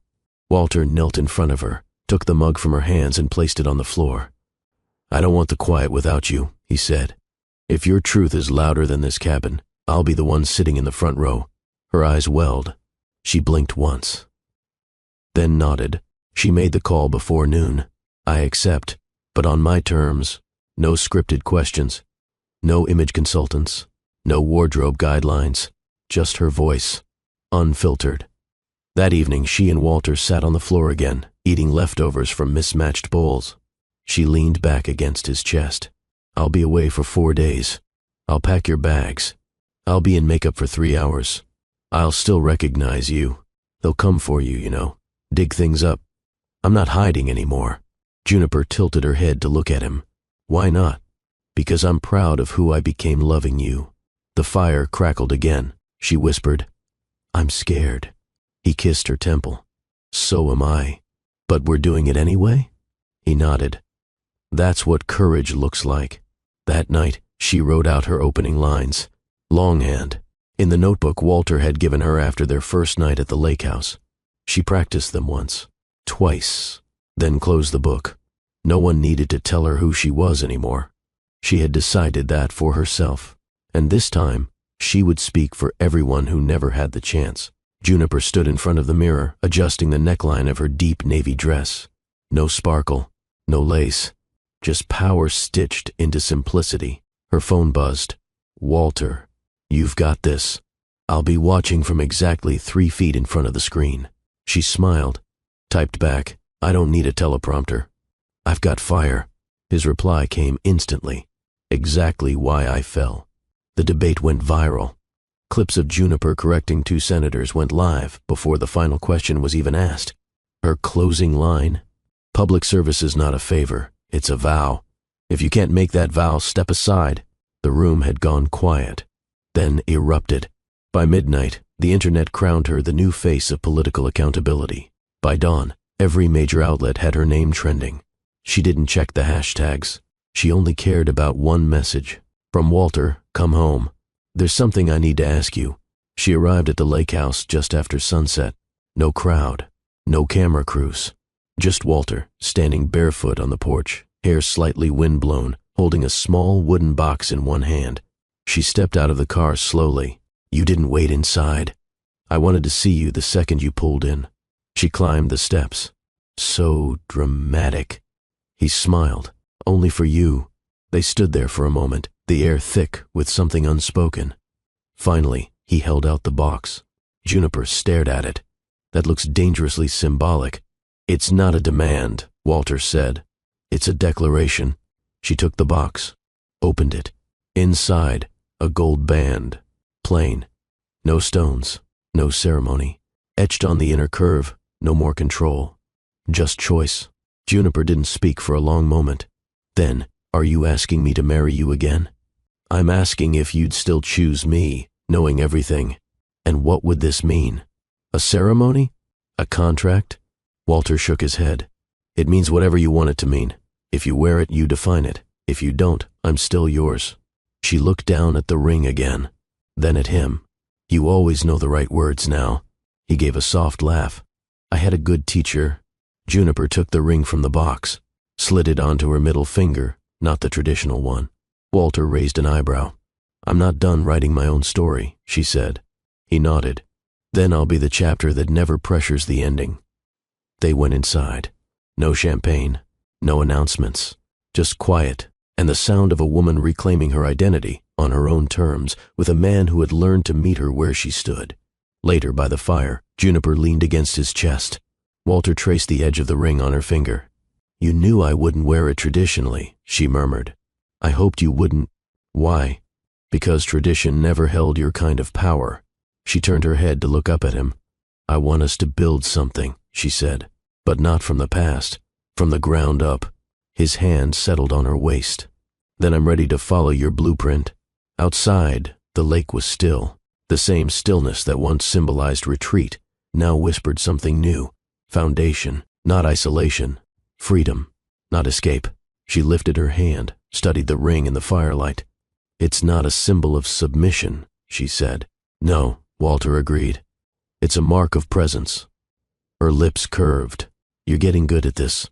He kissed her shoulder. "I've had time to learn."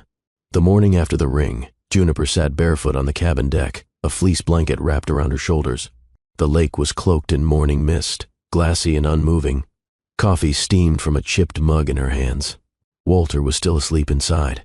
She hadn't intended to cry. But something in the stillness stirred a memory loose, one she'd buried, carefully, deliberately. She could see it now, not as a blur, but in perfect detail. She was 10, still small enough to sit on the counter while her mother stirred soup. The kitchen smelled of thyme and salt and love. Alan was playing outside, sword-fighting the autumn wind. Juniper had asked, "Mom, why don't you ever rest?" Her mother had laughed softly, the kind that sounded like exhaustion hiding behind grace. Then she'd said, "Because rest is expensive, and women who want respect are always paying for it." Juniper hadn't understood it then, but now it landed like a stone in her chest. She sipped her coffee, closed her eyes, and whispered into the air, "You were right." She walked down to the dock, barefoot on wet wood, and sat with her knees pulled to her chest. She could still hear her mother's voice, hoarse but steady. That same week, her mother had braided Juniper's hair and said, "Don't be afraid to want more." but don't let more replace who you are. Juniper had forgotten that part. Until now. Until this exact morning, when her life was full of everything she once feared she could never hold: respect, love, independence, and still, herself.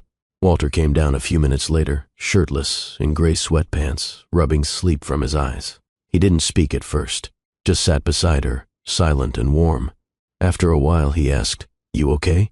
I remembered her. He nodded. "Your mother?" "She taught me how to want without apology. That's rare. She told me not to confuse exhaustion with purpose." Walter was quiet, then said, "Maybe that's why you finally chose rest, not because you quit, but because you understood it doesn't cost your soul." Juniper let her head fall to his shoulder. They sat like that, watching mist rise from the water. She whispered, "I think it's time." "For what?" "To write again. But not speeches, not laws." He turned slightly. "What then?" "A book. Maybe essays, maybe letters, to women like her, like me, like those still trying to hold everything without falling apart." Walter's expression softened. "I'll clear the office. Make it your writing room." She smiled. "Thank you." They rose from the dock. Back inside, she opened her journal and wrote 5 words on the first page. Rest is not retreat, it's revolution. The lake house had changed. Or maybe Juniper had. The walls now held paintings she'd picked during her last solo trip to Italy. The bookshelf no longer leaned from overstuffed files. It now held poetry, essays, old journals. And in the far corner, a writing desk. Simple, unadorned, sacred.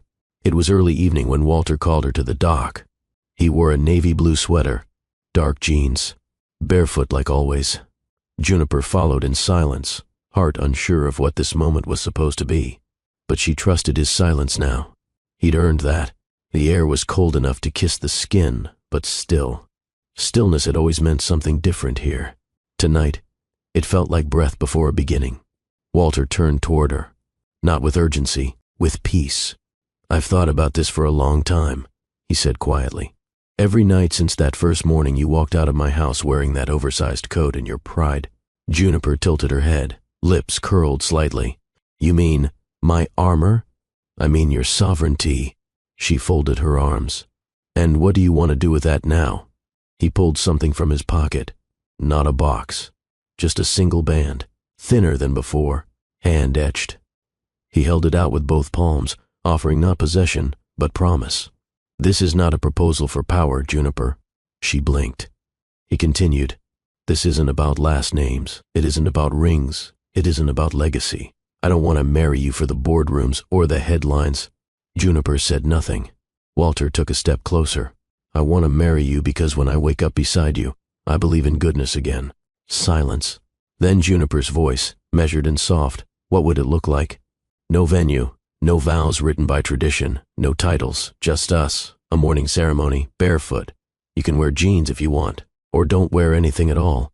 She laughed, a low, surprised sound. "That's your pitch?" He smiled. "My vow is simple. I'll love you without needing you to shrink. I'll stay without ever needing to own." Juniper reached for the ring, turned it over. On the inside, in her own handwriting, engraved perfectly, were the words she once left in a note on his desk. "To be chosen, not kept." Her eyes widened. "You kept that paper?" "I memorized every loop of your script." She took a breath, not because she was unsure, but because she wanted to remember what it felt like to walk into love without fear. And for the first time in her life, she wasn't choosing safety. She was choosing presence. "I accept," she said softly. Walter exhaled, like he'd been holding that breath for years. She added, "But only if I get to marry you barefoot too." His grin was slow, reverent. "It's a deal." They kissed under the open sky. No fireworks, no fanfare, just the gentle clink of a ring sliding onto her finger, her choice, her timing, her terms. The next morning, they stood in front of the fireplace with 2 close friends and a legal officiant who asked, "Do you come of your own free will?" Juniper looked up at Walter. "Always." Walter replied, "No contracts, just forever." And the officiant said, "Then let this union be not the beginning, but the honoring of what you've already built." They didn't announce it. There were no invitations, no designer dresses flown in from Milan, no photographers crouched behind shrubs, no gossip leaks. Only one message left on Juniper's locked screen. This time, you choose. The clearing was deep in the woods behind the lake house, a place only deer and silence knew. Juniper stood barefoot in soft grass, the hem of her linen slip brushing the earth. Walter waited by a low stone altar, one they'd stacked together days before with their hands, not contractors. A quiet circle of pine trees bore witness, and above them, the sky didn't roar, it listened. Juniper had carried her mother's scarf tied around her wrist. Walter wore no tie, no watch, just a simple white shirt, sleeves rolled to his elbows. They faced each other as if no time had passed between the day they were first bound by force and the day they now bound by freedom. I wrote something, Walter said, unfolding a page from his pocket. He paused, then crumpled it gently and let it fall. No, he said, I want to say it the real way. Juniper's eyebrows lifted, amused. He cleared his throat. I used to think love meant control, or at least security. I thought I could measure love by what I could protect. He stepped closer. But I've learned, loving you means letting go. Not losing you, but trusting you, not watching you, but witnessing you. Juniper's eyes glistened. Walter's voice softened. I vow to stay when it's not easy, to speak when silence hurts, to listen when my pride screams. And above all, to choose you, not because I'm allowed to, but because I want to. Every day, Juniper stepped forward. She didn't carry paper, just her voice and her heart, raw and certain. I was never the woman who dreamt of weddings. Walter nodded. He already knew. But this, she looked around the clearing, this is not a wedding. He blinked. She continued, this is a return to who I was before duty, before I was anyone's tool, anyone's pawn, before Alan made choices for me, before you looked at me with coldness. Walter lowered his eyes. And still, she said, you are here. Not for redemption, but for truth. He looked back up. Juniper placed her palm against his chest.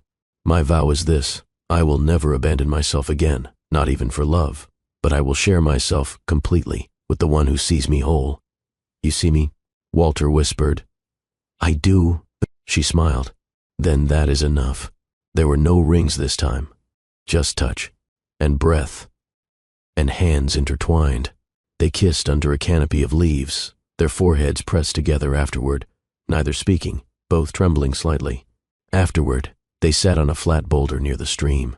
No rush to return to the world. Juniper leaned into his shoulder. Do you think this will last? Walter answered without hesitation. Yes. She tilted her head. Why? Because we didn't build this on roles or rules. We built this on choice. Juniper nodded. That's all I ever wanted. He reached down, plucked a single wildflower, and tucked it behind her ear. You still take my breath away, he whispered. You still give me space to breathe, she replied. The wind picked up slightly, but neither of them moved. Because for once in their lives, time didn't ask them to. The line appeared slowly. First, a faint blur, then bold, undeniable. Juniper stared at it, still, silent, almost reverent. Not in fear. Not yet. Just disbelief. The box had promised 3 minutes. She hadn't waited even one. She knew. Her body had already whispered it weeks ago. The early tiredness, the aversion to her usual tea, the strange ache in her lower back during meditation. But now, here it was. Undeniable. 2 lines. She didn't cry. Not at first. She sat on the closed toilet seat, her robe still belted, the lake house bathroom window cracked open. Cold air drifted in. Juniper watched the trees sway, unaware that the woman inside was no longer just a woman, but a vessel. Not metaphorically, literally. Her hand went to her belly. Flat still, unchanged to the eye. But everything inside her pulsed differently now. She whispered, twins? The word trembled in the air like a secret begging to be kept. She didn't tell Walter that night. He'd been in the kitchen, making roasted garlic soup. He always cooked when his brain refused stillness. She watched him from the hallway, the way he leaned into the spices like prayer. She could have said it then, could have walked up to him, placed his hand on her stomach, and watched his eyes widen. But she didn't. Not because she didn't trust him. Because she didn't trust her own peace just yet. The last time she'd carried anything this sacred, it had been the burden of someone else's decisions. A forced marriage. A life not her own, a bed shared with cold silence. And though Walter had changed, she needed to know this joy wasn't temporary, that it belonged to her before it belonged to him. So she hid the strip inside an old leather journal, the same one she wrote poetry in back when she was Alan's shadow. She tucked it between the pages marked, "Things I want to say but haven't yet." The next morning, Walter reached for her under the covers, nuzzling her neck. "You okay?" he murmured. She smiled. "Just thinking." "About what?"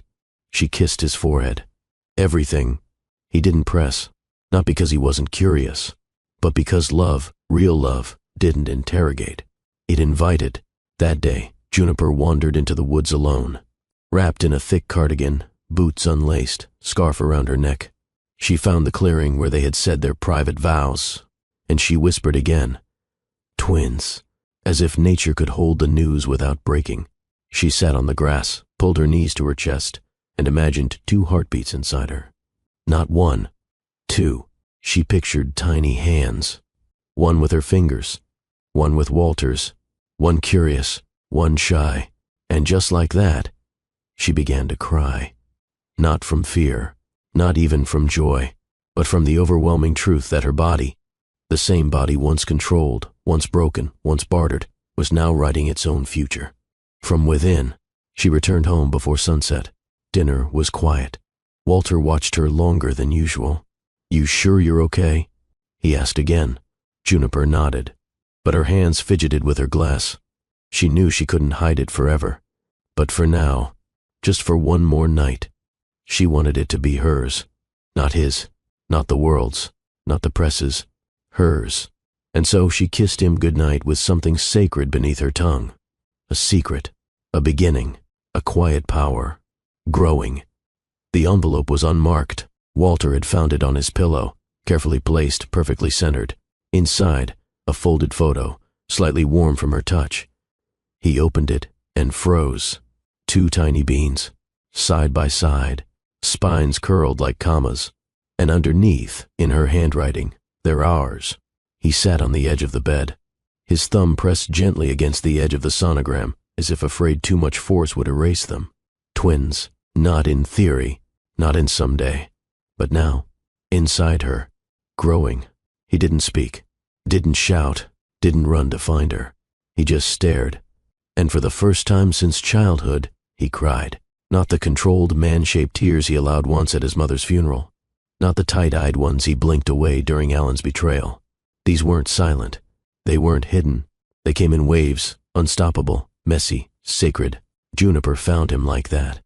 Curled slightly forward, face in his hands, the sonogram between his fingers. He didn't hear her enter, didn't feel her until her hand pressed against his back, warm, steady, anchoring. He turned to her, eyes red, jaw trembling. "I don't know how to do this," he whispered. She sat beside him. "You don't have to know yet. I've never seen it done right, not once." "I know." He swallowed hard. "They'll expect me to be strong." "No," Juniper said gently. "They'll need you to be real." He pulled her into his arms, burying his face into her neck. His body shook, and still she held him. This man, her husband, who once commanded boardrooms with a glare, now breaking in her arms for the life he helped create. When the storm inside him quieted, Walter spoke again. "I spent years thinking legacy was about buildings, empires, control." Juniper brushed her thumb along his temple. "And now," he exhaled, "I think legacy might just be bedtime stories and tiny socks on wooden floors." She smiled. "That sounds like a better empire." He leaned back, looked down at the sonogram again. "I cried the day my father left," he said quietly, "but only once. After that, I stopped letting myself feel." Juniper's fingers threaded with his. "Maybe these babies aren't just here to teach us how to love them. Maybe they're here to teach us how to love ourselves." Walter closed his eyes, and for the first time in a lifetime, he didn't armor up. He didn't perform. He just felt every ache, every regret, every possibility. Later that night, Juniper placed the sonogram on the dresser beside their bed. Walter kissed her stomach. No speech, no promises, just presence. And when he laid beside her, his hand resting gently over where their children grew, his breath slowed, not because the world got easier, But because, for the first time, he did. They didn't hire decorators. They didn't call assistants or stylists or planners. They went to a small furniture shop near the lake and picked everything themselves. A crib, white with rounded corners, soft cream blankets. A changing table that Walter insisted on assembling alone, though it took him 3 tries. Juniper laughed every time he cursed under his breath, a manual in one hand, a screwdriver in the other. "You run a multinational conglomerate," she teased, "but you can't screw in a drawer slide." He looked up, smirking. That conglomerate doesn't come with tiny wheels and 86 parts labeled wrong. She sat cross-legged on the nursery floor, belly gently rising under her cotton dress. "You're doing fine," she said. And he believed her, not because it was true, but because she said it with pride. They painted the room together, soft sage green. Juniper chose it because it reminded her of fresh beginnings. Walter didn't argue. For once, he didn't need control to feel like himself. He just needed the sound of her humming off-key while she wiped paint from her cheek. At night, they read books out loud, not to each other, but to the 2 lives curled inside her. Walter's voice softened as he read about elephants and oceans and stars. Juniper laid back against his chest, one hand on her belly, the other covering his. "They can hear us," she whispered. He kissed her temple. "Then let's teach them everything we never had." They built routines in the quiet. Morning tea for her, handwritten journal entries for him, evening walks, shared playlists, long glances in the mirror as her body changed. And then, the most intimate act of all, acceptance. Walter started opening up about things he'd never said aloud. The time he stole his father's cufflinks at age 10, hoping he'd come home to look for them. The way he used to memorize the rhythm of boardroom clocks just to drown out his loneliness. The guilt of building an empire and never visiting the grave of the boy he once was. Juniper didn't interrupt. She let him shed layer after layer until he wasn't performing anymore. He was just Walter. In return, she shared her fears. Of not being enough, of loving too deeply and being left with pieces, of becoming invisible once her stomach grew full and her hair thinned from hormones. He pulled her close every time and said her name like it was the only thing that ever made sense. One afternoon they stood in the nursery.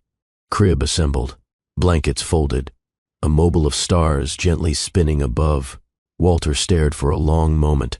"This room feels safe," he said. Juniper nodded.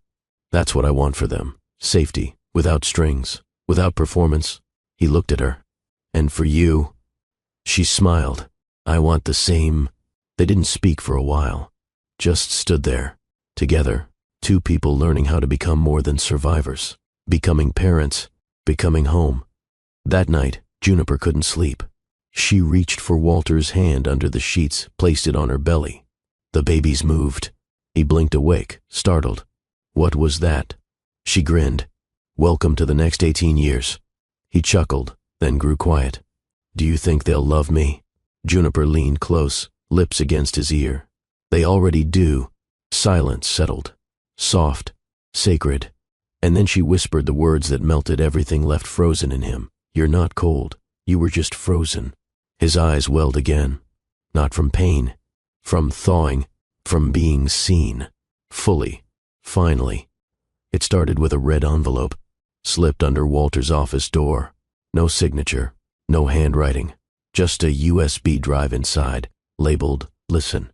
Walter didn't flinch as he plugged it in. Juniper stood behind him, arms crossed, her body still but her pulse racing. The file opened with static. Then a voice. Alan's voice. "I told you I could get you everything. She trusts me. The entire blueprint is on his desk right now." A pause.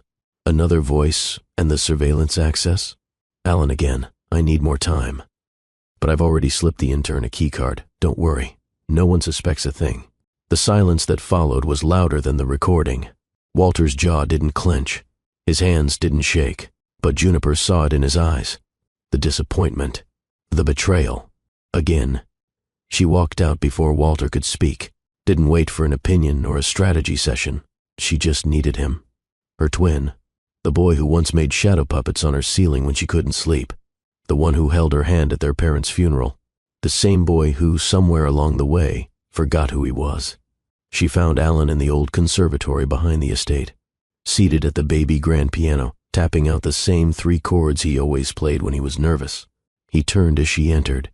His face lit up, genuine for a second, until he saw her expression. And he knew. Juniper didn't shout, didn't cry. She sat beside him on the bench. "You were always better at piano," she said softly. Alan kept his gaze forward. "I don't know what you're talking about." She pulled out the flash drive and laid it on the keys. His fingers stopped moving.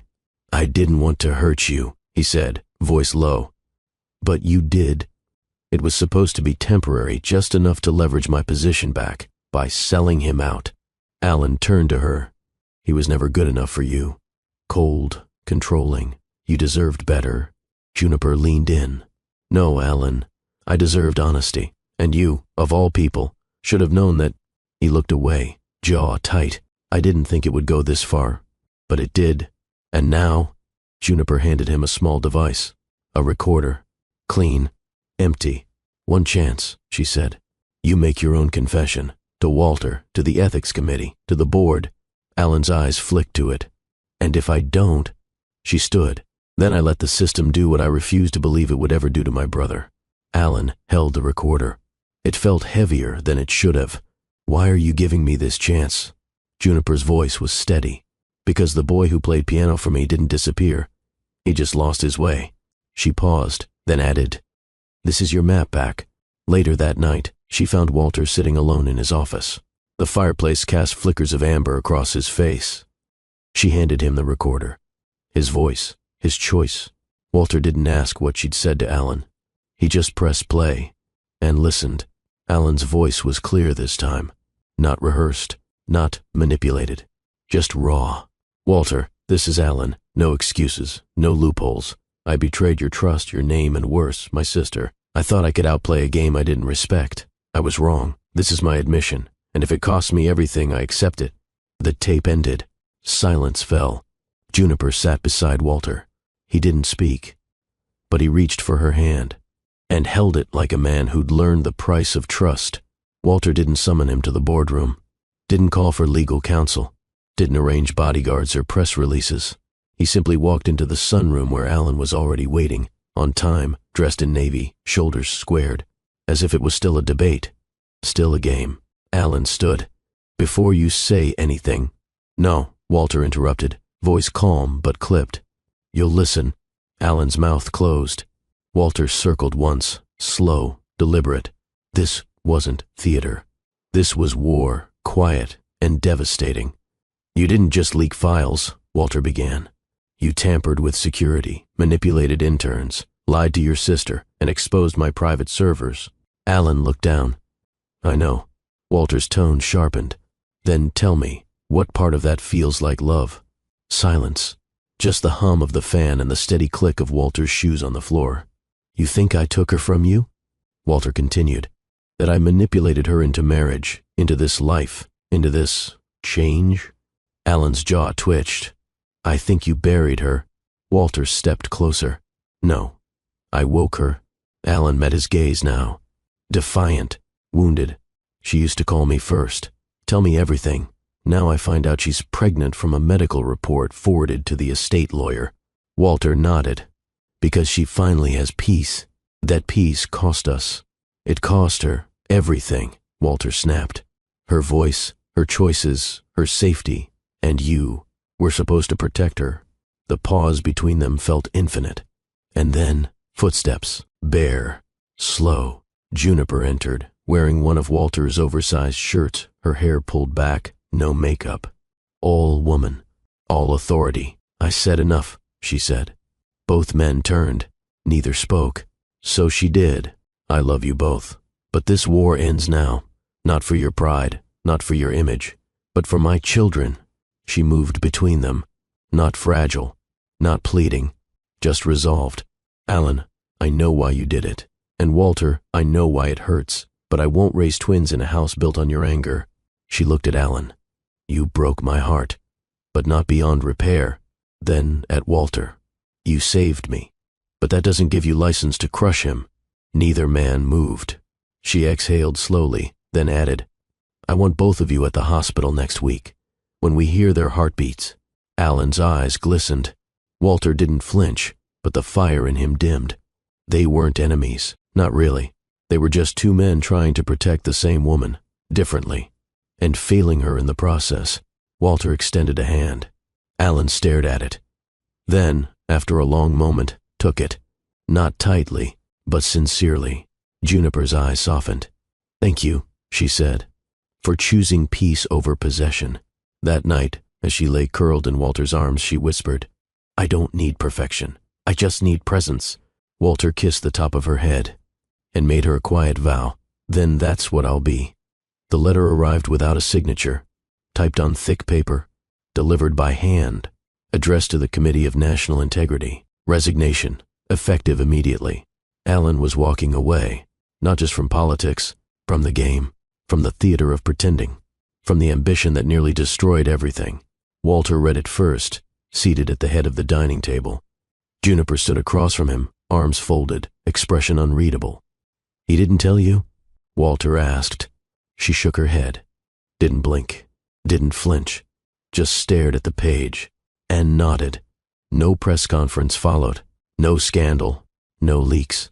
Alan declined all interviews. He simply packed his bags, transferred power to a deputy, and took a one-way flight out of the capital. Destination unknown, but for once, Juniper didn't need details. She didn't ask for explanations. Just space. 3 days later, she found something on the nursery dresser. A silver box. No ribbon. No note. Inside, a pair of baby booties, hand-knitted. Tiny. Soft. In different colors. One blue. One gold. She smiled without meaning to, and sat on the edge of the bed, holding them like a peace offering. Because that's what they were. She didn't call him, didn't text, didn't send a reply or ask who made them. She just placed the booties on the shelf above the cribs, side by side. A quiet yes, a silent pardon. Walter noticed the change the same night. They were brushing their teeth side by side when he said it. "You're lighter." Juniper looked at him in the mirror, wiped her mouth with a towel. "I stopped needing revenge." He turned to her. "You never needed it." She paused, smiled faintly. "You're right. I just needed to stop bleeding." Outside, the wind picked up, autumn brushing its fingertips across the lawn. Inside, peace settled, not loudly, not dramatically, just enough to be felt. Alan's face would disappear from screens, his name from headlines, but for Juniper, he wouldn't vanish. He'd just step into the background of her story, where old things rested, where forgiveness lived without needing applause, and where family meant presence, not perfection. She sat by the window that night, watching the sky, hands on her stomach, and whispered, "You'll know him as the man who made mistakes, but never again as the one who refused to learn." No podium, no headlines, no handlers fussing with microphones, just sunlight and a gentle breeze whispering through the open terrace doors. The photographer was a friend of Juniper's from art school. No makeup crew, no wardrobe stylists. Just them, Walter, Juniper, and two tiny miracles wrapped in muslin blankets. "Where do you want us?" Juniper asked, cradling one of the girls against her chest. "By the balcony," the photographer replied gently, adjusting her lens. "Where the light kisses your shoulders." Walter shifted the other baby from one arm to the next. He still hadn't quite mastered the hold, but his hands were tender now, never trembling. He wore a soft ivory shirt, sleeves rolled to his elbows. Juniper was in a loose earth-toned dress, barefoot, curls unpinned. No power, no armor, just soul. The babies didn't fuss. One blinked up at her father with ocean-wide curiosity. The other, nestled in Juniper's arms, yawned like a kitten. "Okay," the photographer whispered, stepping back. "Just be." No direction, no posing, no script. Juniper leaned into Walter's shoulder, resting her temple against him. He angled slightly toward her, forehead gently brushing hers. Between them, the twins. Anchors, bridges, proof. The shutter clicked. Once, then again, and again, not to capture perfection, but presence. "Let's take one more," the photographer suggested softly. "This time, look at each other." They did. Juniper's eyes were soft, lips parted slightly in awe. Walter's gaze held steady, the weight of everything he nearly lost layered behind the quiet love he now wore like second skin. He mouthed something. 3 words. Not, "I love you." Not, "We made it." Just, "Thank you for staying." Juniper didn't answer. She just smiled. And that was enough. Later, once the babies were tucked into their cribs and the soft lull of Mozart played from the corner speaker, Walter poured them both tea. No champagne, just quiet jasmine. He handed her a cup and sat beside her on the nursery carpet. She showed him the first print from the photo session. He stared at it for a long time, not speaking, just tracing it with his eyes. "You don't look like a CEO anymore," she said, watching him. Walter glanced up. "Good." She nudged his shoulder with hers. "You look like a man I would have fallen for even if we met in a coffee shop." He chuckled. "Would you have trusted me back then?" "No," she grinned. "But I would have stared." They leaned back against the nursery wall, shoulder to shoulder, bare feet touching the rug. Not rulers of empires. Just 2 people who had survived everything and made something beautiful because they refused to let the cold win. The photo would never be published, never framed in gold. It would sit on a shelf above the baby's bookshelf, next to lullaby books and stuffed animals. And one day, when the girls asked, "Was Daddy always like this?"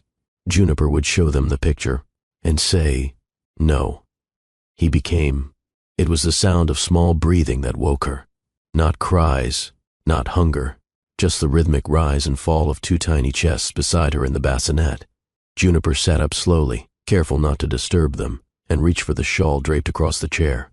Walter was still asleep, one arm slung over his face, his other hand open. On her side of the bed, like he'd reached for her, even in his dreams.